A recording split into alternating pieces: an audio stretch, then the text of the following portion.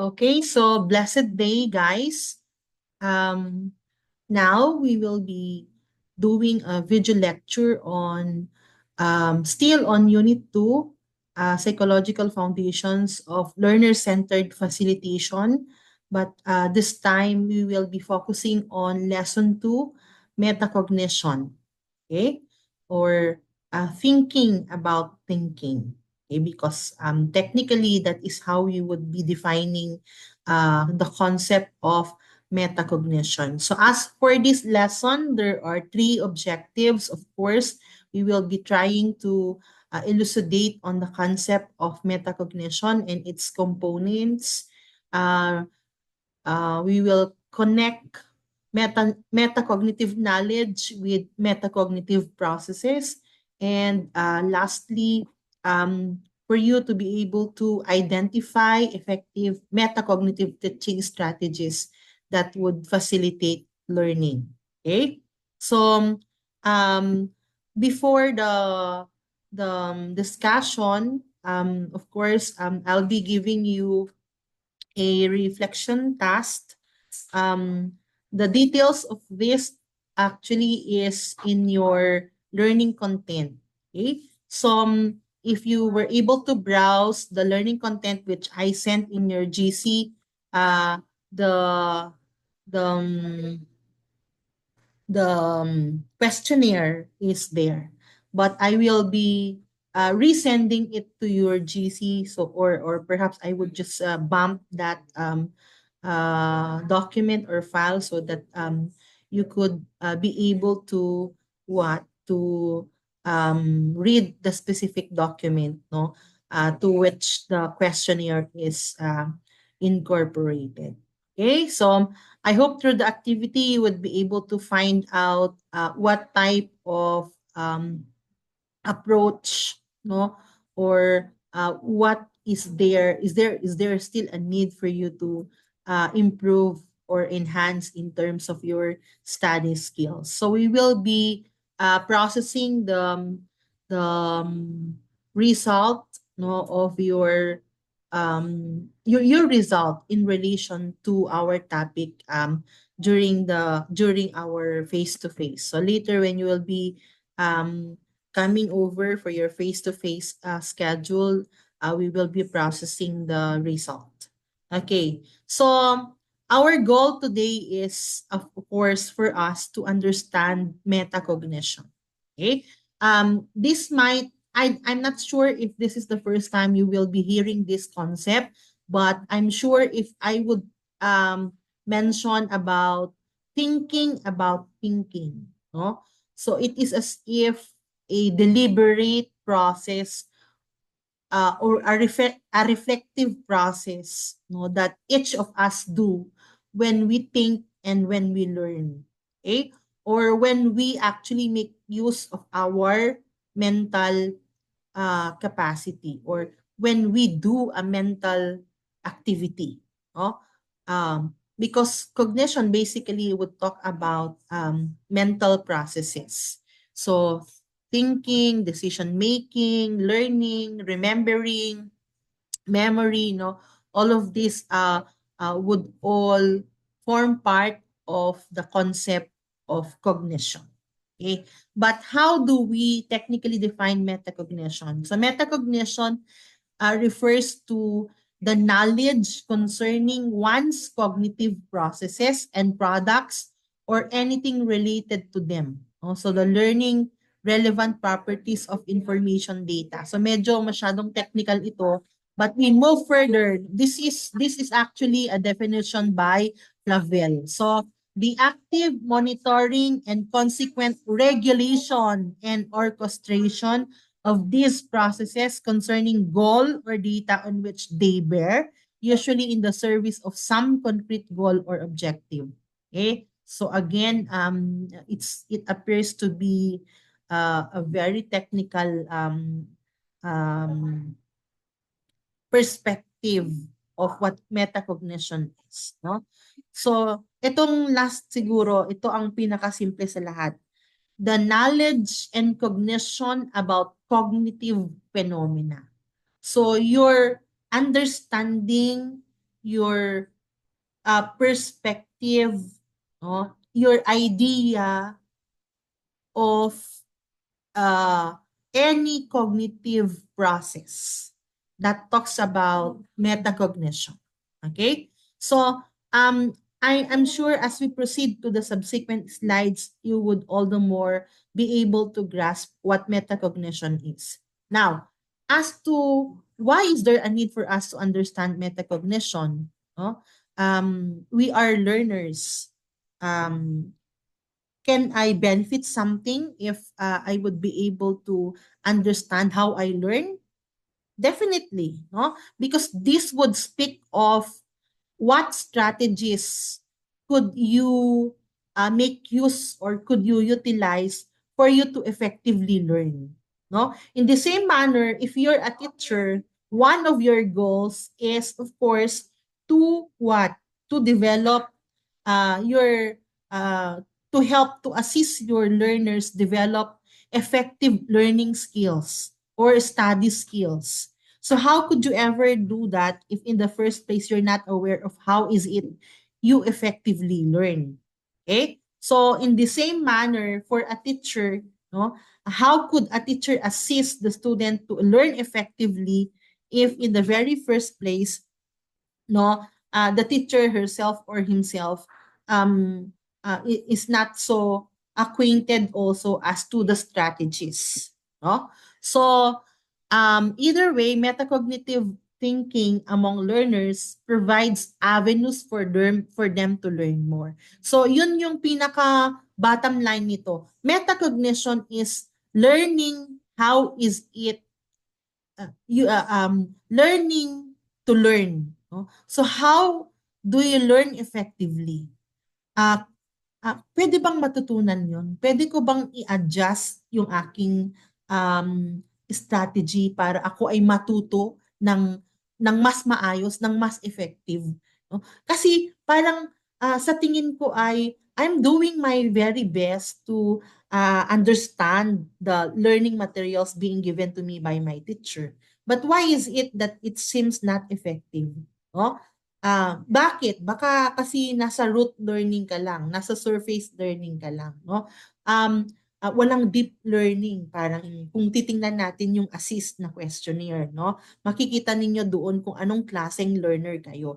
If you would be able to answer the statements objectively and as honestly as you could be, then it could actually help you um improve, no, in terms of your study and your learning skills. Okay? So, there are two aspects of metacognitive instruction. This is content knowledge and strategic knowledge. No? So, remember when you learn, okay? There are two things that you have to consider. It's the content, no? Yung share sa inyo na theory, na principle, no? Or the learning content per se, no? So what are the different subject matter that you're talking about or that you need to learn, no? Now, apart from the content, no, in learning, one thing that we have to consider is the strategy. So this is the content. How would I learn the content? No? So content knowledge would talk about concepts, facts, and even procedures. No, although of course this is what we call procedural knowledge. No, so on the other hand, strategic knowledge would talk about heuristics. No, metacognitive learning. Okay? So this now encompass the the strategies that you employ in order for you to be able to understand the learning content. Now, it is essential for learners, no?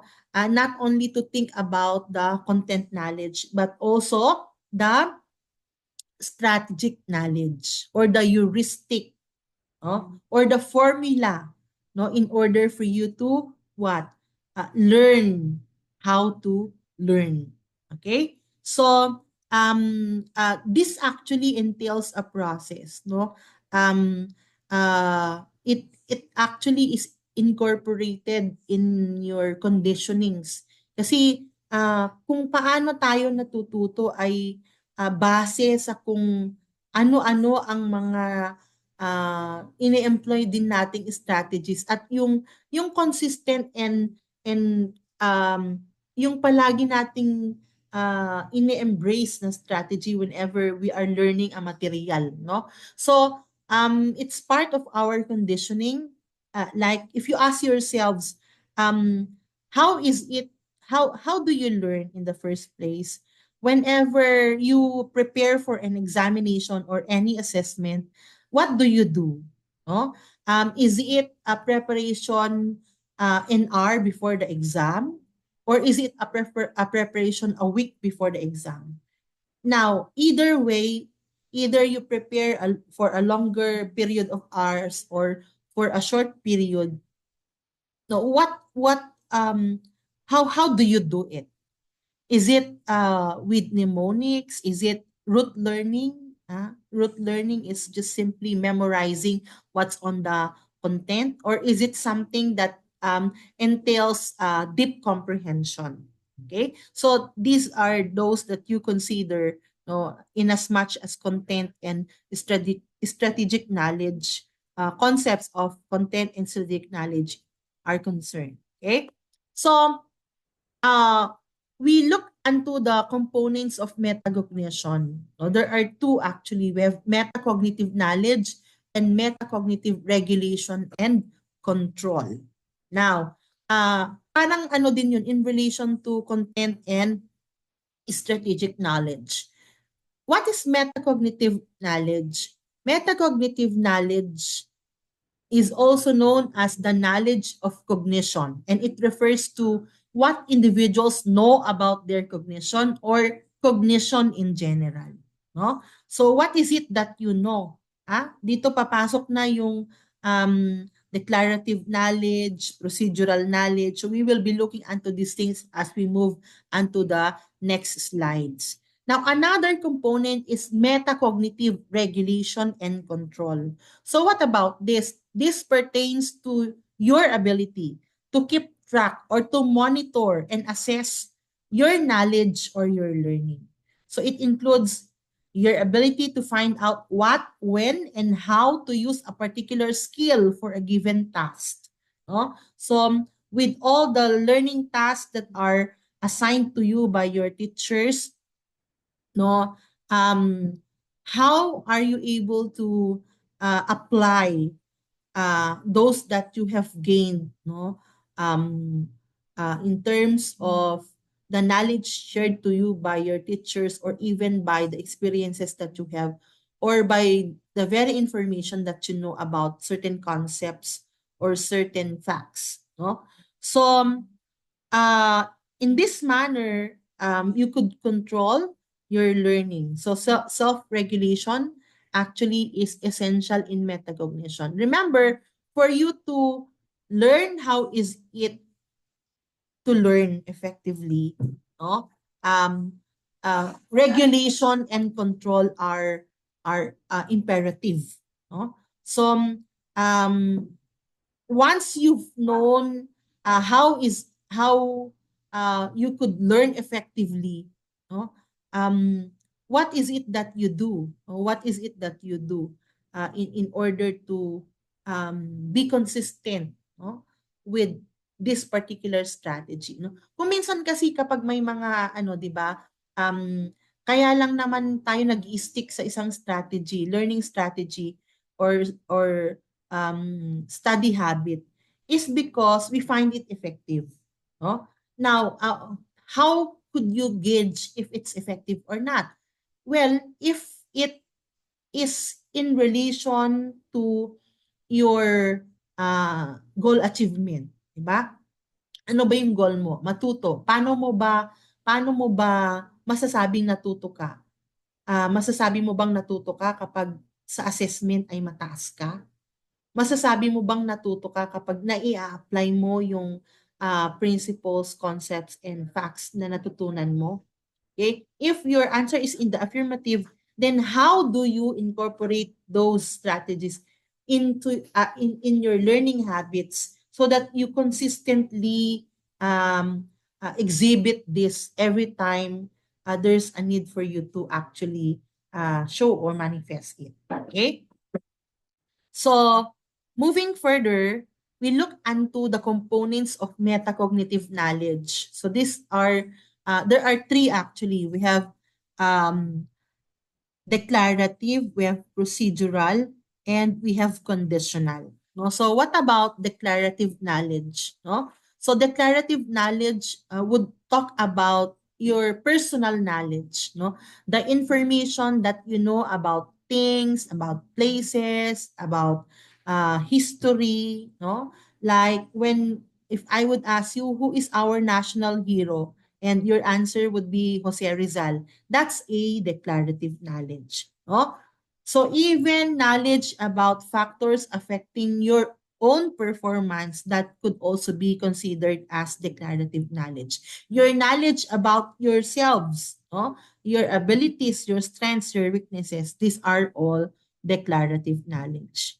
Another is the procedural knowledge. Now, what about procedural knowledge? From the word itself, procedure. Whenever you are given a task and the task would and for you to concretize the task, you would go through a procedure. Like like for example, when um when you bake, no? So if your goal is that at the end of the class after the lecture, no, um uh you are able to learn how is it to bake. So you will go through a particular step-by-step procedure. Okay? So your knowledge on how to do things or on how to execute things, no? Like in your case, for instance, in your dance, 'di ba may subject ba kayong dance, no? Hindi ba tinuturo sa inyo yung steps, no? And then what you do after is what? You apply, you actually demonstrate, no? So upon giving you the declarative knowledge on how you do it, the next step is that you actually do it, no? So that would be focusing on the procedural knowledge. Okay? So we also have what we call conditional knowledge, no? So this brings in the concept of strategic knowledge, no? So your knowledge on when and why to apply cognitive acts, no? So when should you do this particular strategy, no? Like say for instance, you have known that you're given an assessment, for example, or an exam, no? So declarative knowledge is you already have a strategy in mind, no, as to how you will learn effectively, no? So magkakaiba tayo ng ano ng learning habit no. Now, given this particular strategy or your learning habit, um what are the steps that I have to do, no, in relation to this strategy? That would talk about your procedural knowledge. And then your conditional knowledge is when should you apply the strategy? No? Is it only uh, prior assessment, or is it something that you actually do every day, no? So since parang nagiging part na siya ng habit mo, saka mo lang ba siya ginagawa kapag exam na, or uh, uh, ano kasi tawag diyan, parang excellence is your goal, no? So I practice it every day kaya may exam man o wala, no? So ayan, conditional knowledge. Now, another component, if you recall, there were two components of metacognition, and one is um, metacognitive knowledge, and the other is what? The metacognitive regulation and control processes. So in here, since it's a process, we will be embracing certain control processes, no, like we have planning, monitoring, and evaluating. So we will be looking into these processes as we discuss the next slides.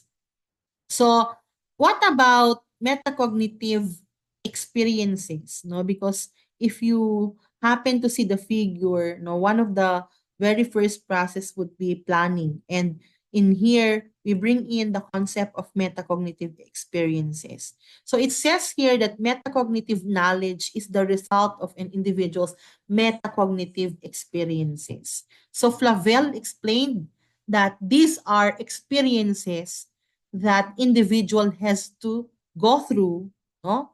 And so individual has knowledge, to go through, no, for knowledge to be attained, no, or through, parang magulo yung statement, no? So sabi dito, a learner who obtained low scores in knowledge and skills test becomes aware that he or she has low declarative and procedural knowledge. So in contrast, a learner who has always scored highest in both the content and skills test has strong confidence in his adequacy of knowledge in the subject. So it depends upon particular feedback, most probably from you, in terms of how you perform. So, kaya siya metacognitive experiences. So, if you have, for instance, a goal, um, what's your goal, for instance, as you learn? No, is it just something about having good scores? No? Well, definitely that would be part of our goal because we wanted to, of course, pass the subject. And we can only do that if we have good scores in our assessments. So for you to have that, no, um, our experiences based on the feedback, as as we um, as we could call from our uh, assessment or exam results, no, um, would speak of our metacognitive experience. Okay? So kung mataas, natural, it gives you the idea that, oy, effective yung strategy na to. Or, oy, magaling ako in terms of this topic. No? And vice versa. Kapag mababa, natural, ay magiging aware tayo kung saan tayo dapat mas mag-focus. Hindi ba ganon? Kapag ba nag-exam kayo, ganon ang ano nyo, ang pananaw ninyo. That you are able to find out which among the topics you should do, or you should do more, no? Or you should review more. Okay? Similarly, metacognitive knowledge depends so much on the learner's meta memory. No? So what is meta memory? The knowledge of what memory is, how it works, and how to remember things. No? And I don't know if you have ever encountered uh, um, tawag dito, yung memory, yung types of memory, no? So, we have sensory register, we have working memory, we have short-term memory, and we have long-term memory, no? So, usually, kapag lectures na ganito, ang nagfa-function ay yung sensory register at yung working memory, no? Now, if you wanted that the lecture um or what is discussed to you would last long in your memory, yun yung sinasabi nila na law of use and disuse sa learning, di ba? The more you make use of the learning, the more that it is engraved in your memory, no? So, the more that you acquaint also yourselves to the learning material, the more that you are acquainted of it and the more you learn about it. no? So kaslan no ag-review kayo kuma if once mo lang napasadahan yung material, no? Ang tendency ay pwedeng nasa short-term memory lang yung nire-review mo. No? Kaya nga may tinatawag na first reading, second reading, at dapat third reading na. No? OA naman na siguro kung halimbawa buong libro yun tapos naka three readings ka. Pero OA man siguro sa paningin ninyo, pero kung yun ang strategy ng learner para ma-ensure na na naintindihan niya yung content ng libro, why not, no? So things like this. Now, through instruction and individual effort, meta memory develops over time. So it is something that we have to practice over time. Yun nga yung sinasabi ko kanina na kasama na siya, parte na siya ng conditioning natin. So for instance, a learner who has been taught how to organize information and use rehearsal strategies has richer meta memory. No? So how do you encode information into your memory? We have a lot of strategies. One of which is yung the use of mnemonics. Mnemonics, no? What do we mean by mnemonics? Hindi ba meron tayong like kapag tayo ay nagme-memorize halimbawa ng learning content dahil exam, no? Meron ba kayong parang ginagamit na word or tinatandaan na word or words para ma-retain sa memory ninyo yung concept or yung term, yung terminology. So that could be what we call mnemonics, no? So they can retrieve declarative, procedural, and conditional knowledge when required by the task. Hindi ba kapag kayo ay nag-actual application na nung dance steps, paano ninyo nire-recall? No? So siguro iniisip nyo paano na kasi yung i-demonstrate ni sir? Ganito yung next step. No? So meron kayong parang figuring it out on your mind based on how it was taught to you. No? So in the same manner, kapag mga sports yan, mga individual sports, no? Or any kind of sports siguro, no? Meron kasing mga rules, no? So how are you able to incorporate the rules when you actually play, no? So things like this, no, would be in relation to meta memory. Now, in the metacognitive regulation and control processes, we go through these processes of planning, monitoring, and evaluating. So what about planning?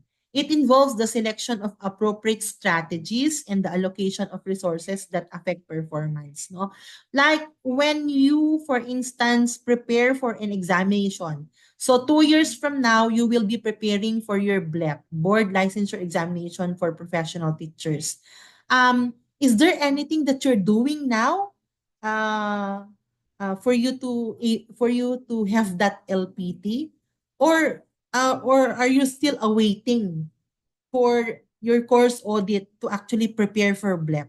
No? Sabi nila, the moment that you are in your first year, that should be the first stage of your preparation toward the career that you want.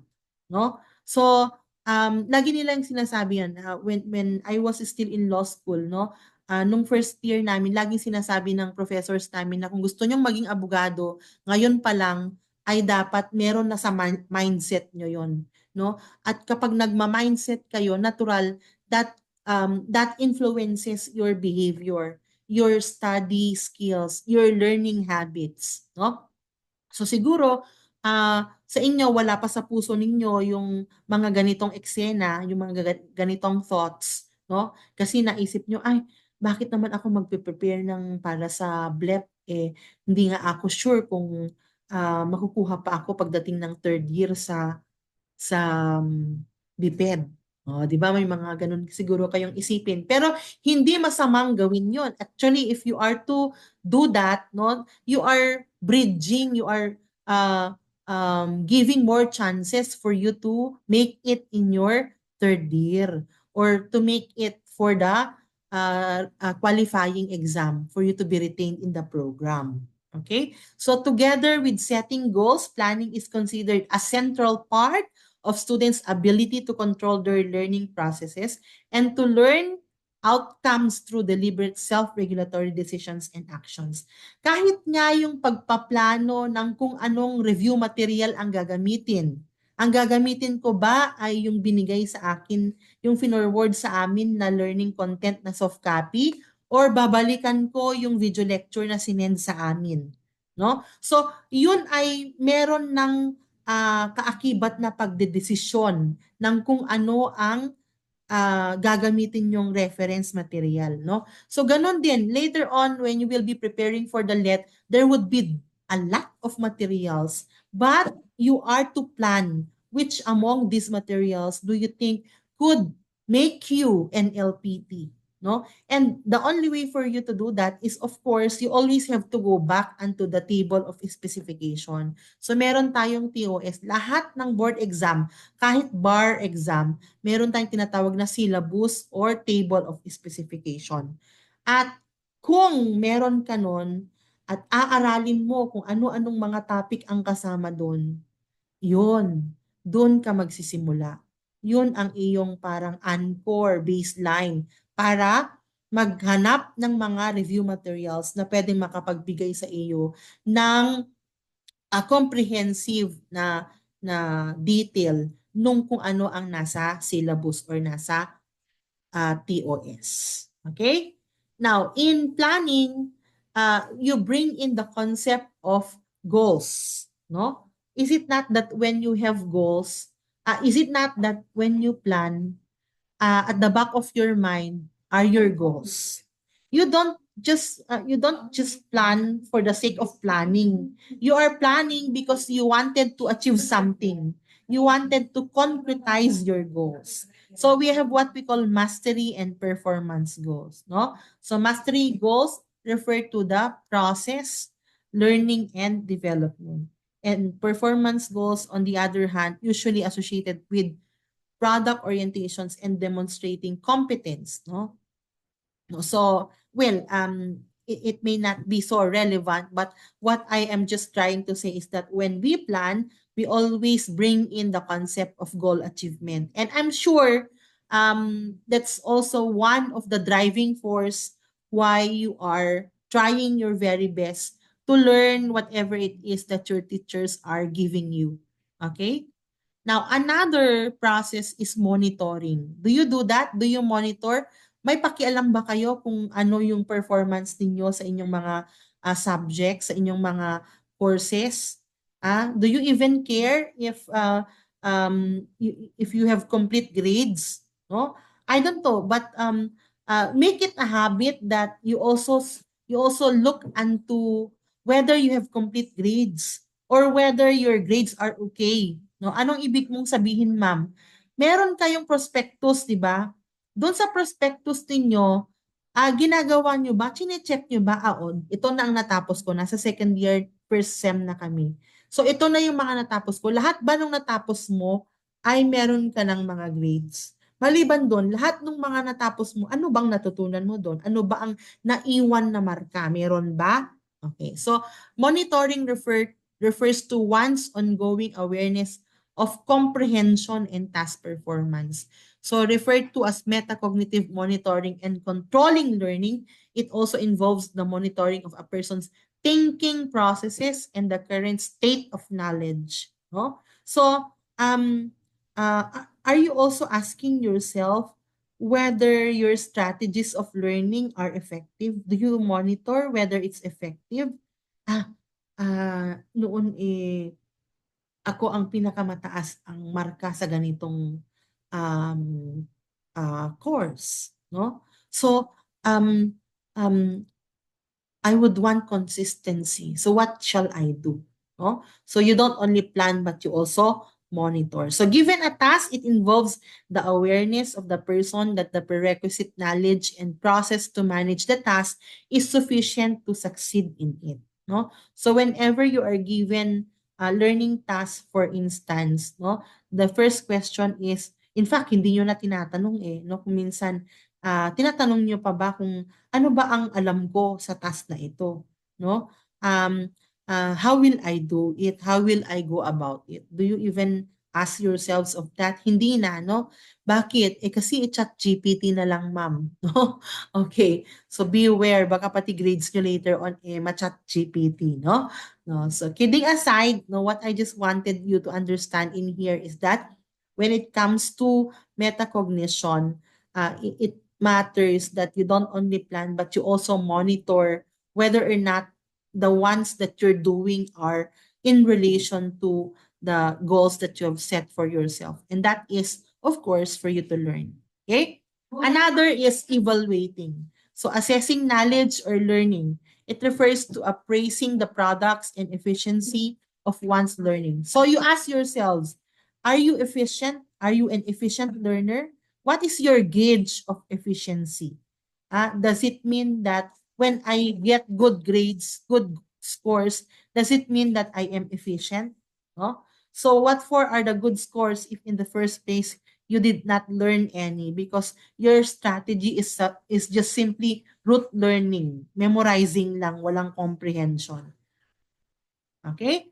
So you ask yourselves no, whether your strategies are uh, um, could bridge you in becoming an efficient learner. So it involves the person's ability to evaluate how well the strategies are used to lead the solution of the problem or completion of the task. It tells whether or not the procedure resulted to the correct answer or a different answer. No? So when you have task, for example, and that task would require you of giving the correct answer, were you able to give the correct answer? If so, how were you able to arrive at the correct answer? Parang sa mathematics, no? The procedure or the formula of computing. So it's not only that you have a declarative knowledge about the formula, but you also have a procedural knowledge on how you go about it. And at the same time, on checking on how effective you've been in terms of your declarative and your procedural knowledge, because that is what it meant by conditional knowledge. And in doing so, you go through these stages or these processes. You plan, you monitor, and you evaluate. Okay. Now, there are also principles for effective metacognitive instruction. No, so to ensure that you effectively develop metacognitive skills, no, Weinman propose or recommend these three fundamental principles. First is metacognitive instruction should be embedded in the context of the task at hand in order to allow for connecting task-specific condition knowledge to the procedural knowledge of how the skill is applied in the context of the task. No? So actually, we are doing this naman. You may not just be so aware of it. No? But in all of the tasks that are given to you in your learning task, you are actually manifesting declarative and at the same time procedural knowledge. Learners should be informed about the benefit of applying metacognitive skills in order to make them exert the initial extra effort. No? So, ano ba yung prime motive mo? Ano ba yung intrinsic motivation mo? Kasi pangit kapag ang motivation mo lang ay extrinsic. Kapag scores or grades lang, you are just doing the task for the sake of having grade or having score. No, but if you embrace the purpose or the essence of doing the task, no, then you could somewhat it somewhat last. No, I mean what is developed in you is metacognitive skill. Okay? Instruction and training should be stretched over time, thus allowing for the formation of production rules and ensuring the smooth and maintained application of metacognitive skills. No? So again, I go back onto my statement that this would form part of your conditioning. Kapag patuloy mo siyang ginagamit ang strategy, mas nare-reinforce at mas nagiging part siya na i-enhance yung tinatawag nating metacognitive skills mo. Okay? So that's for lesson 2. I will do a separate lecture for lesson 3. So we will be processing this lecture later in your face-to-face class. So with that, thank you and God bless.